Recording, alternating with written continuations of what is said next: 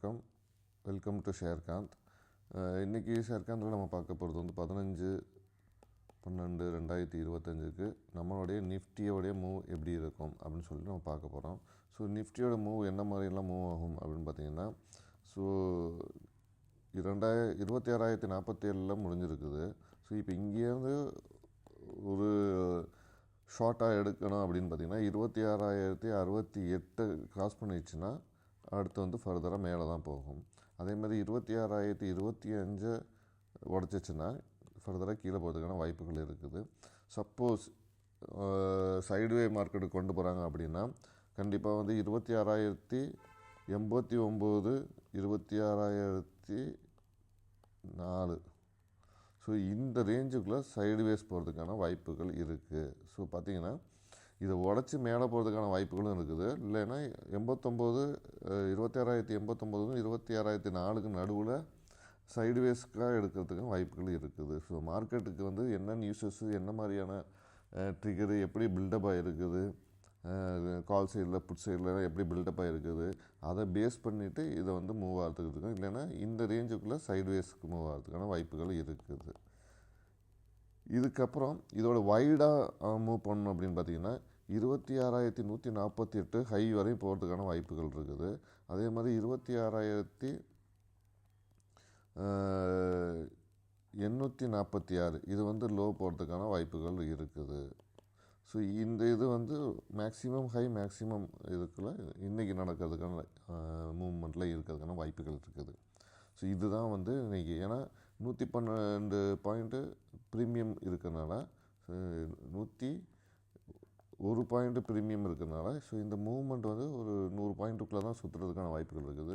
So 2,047 ஒரு 100 point இங்கே, so 100 point கீழே இருக்கிறதுக்கான வாய்ப்புகள் இருக்குது. இது வந்து 946 100 பாயிண்ட்டுக்கு. ஸோ இதுதான் நமக்கு நடக்கிறதுக்கான வாய்ப்புகள் இன்றைக்கி இருக்குது. ஹைக்கு லோவுக்கு போகிறதுக்கு, இல்லைன்னா சைடுவேஸுக்கு வந்து இந்த இதில் சைடுவேஸ் நடக்கிறதுக்கான வாய்ப்புகள் இருக்குது. ஸோ இது வந்து நிஃப்டியை பொறுத்தவரையும். ஸோ நிஃப்டி இந்த மாதிரி இருக்கும்போது நம்ம 26,600 கால் எப்படி மூவ் ஆகும் அப்படின்னு பார்த்திங்கன்னா 112 இருக்குது. அது வந்து லோ சைடில் போகணும் அப்படின்னு பார்த்திங்கன்னா 70 வரையும் போகிறதுக்கான வாய்ப்புகள் இருக்குது. மேலே போகிறது பார்த்திங்கன்னா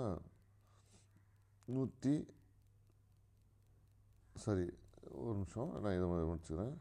26,000க்கான காலுக்கு ஸோ இன்றைக்கி இப்போ மார்க்கெட் வந்து 112 இருக்குதுன்னா இப்போ இதுக்கு வந்து இந்த ரேஞ்சை உடைக்கணும்ல. இப்போ எந்த ரேஞ்சை உடைக்கும் அப்படின்னு பார்த்தீங்கன்னா 133 உடச்சிச்சின்னா மேலே போகிறதுக்கான ஃபர்தராக வாய்ப்புகள் இருக்குது.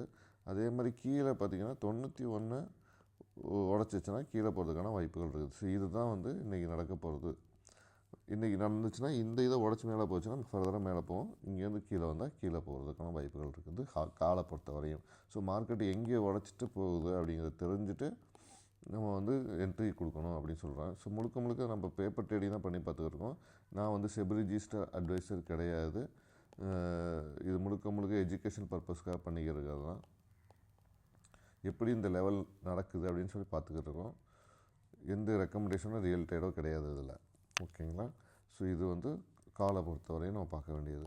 அப்புறம் புட்டை பொறுத்தவரையும் பார்த்திங்கன்னா 26,050 புட்டை பார்த்திங்கன்னா இதுக்கு வந்து இப்போ 70 இருக்குது. ஸோ 91 30 உடச்சிச்சின்னா மேலே போகிறதுக்கான ஃபர்தராக இருக்குது. அதே மாதிரி கீழே உடச்சிச்சின்னா 48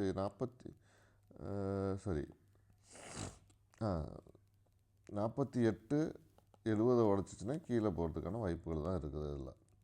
இதுதான் வந்து கால் சைடை பொறுத்தவரையும். பட் மேக்ஸிமம் பாசிபிலிட்டிஸ் வந்து இப்போ பிசிஆர் வந்து